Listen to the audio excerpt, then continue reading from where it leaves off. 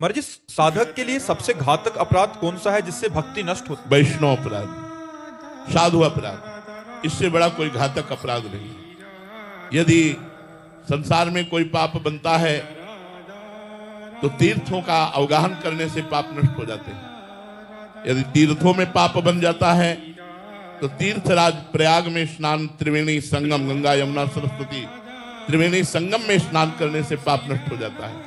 यदि प्रयागराज तीर्थ में पाप बन जाए तो भगवान की दिव्य पुरियां हैं, उनमें दर्शन करने से, वास करने से पाप नष्ट हो जाता है। यदि काशी कांची अवंतिकापुरी द्वारावती आदि जो पुरियां हैं, यदि उनमें पाप बन जाए तो भगवान की परम पावन धाम श्री वृंदावन धाम, भगवान की जो दिव्य लीला स्थलियां हैं, इनकी रज लगाने से, यहाँ आकर के परिक्रमा देने से, यहाँ बैठकर भजन करने से पाप नष्ट हो जाता है। यदि धाम में अपराध बन जाए तो सिर्फ धाम ही नष्ट कर सकता है।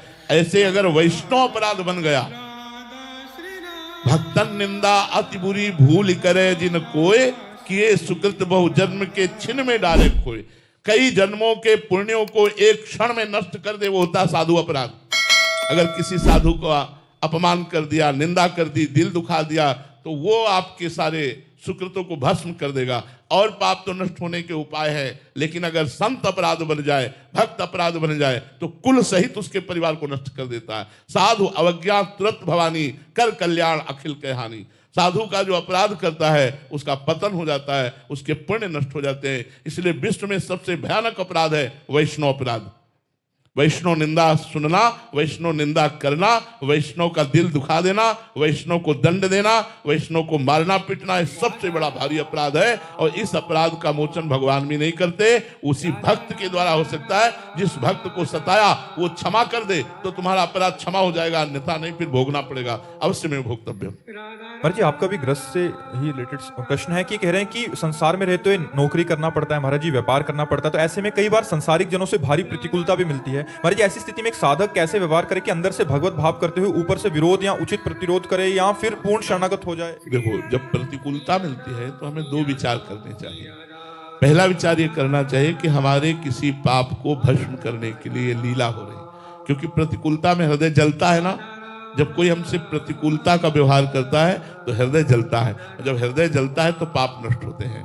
दूसरी बात, भगवान हमको अनुकूलता और प्रतिकूलता में सम बनाना चाहते हैं, इसलिए मुझे प्रतिकूलता दे रहे हैं। इसके अंदर प्रेरणा तो भगवान ने ही की है कि इसको गाली दो, इसके साथ बेईमानी करो, इसको धक्का मारो।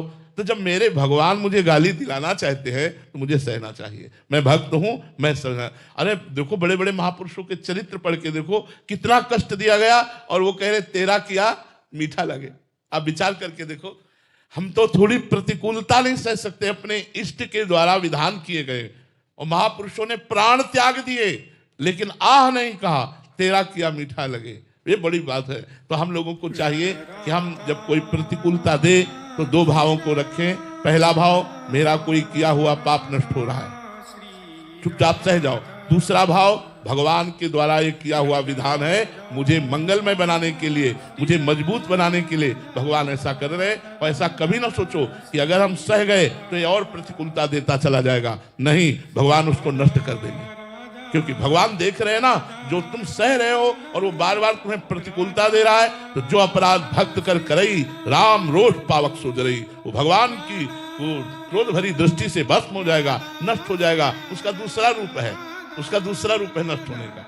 आप चुप हो जाओ तो वो बोल पड़ेंगे, और वो बोल पड़ेंगे तो सामने वाले का हिसाब किताब बहुत बढ़िया हो जाएगा। आप बोल पड़ोगे तो कुछ नहीं होने वाला। आप चुप रहो, उनको बोलने दो, उनको हिसाब करने दो, सह जाओ। सहत सहत बाढ़े भगति, गृह तन गुरु हितगार। जो जितना सह गया उतना ही ऊंचा महात्मा बन गया। सहनशील ही महात्मा बनता है, सहनशील ही महान होता है। इसलिए सह जाओ, प्रतिकूलता को सह जाओ, ये तुम्हें भगवत भक्ति को बढ़ाएगी और भगवान की प्राप्ति में सहयोग करेगी।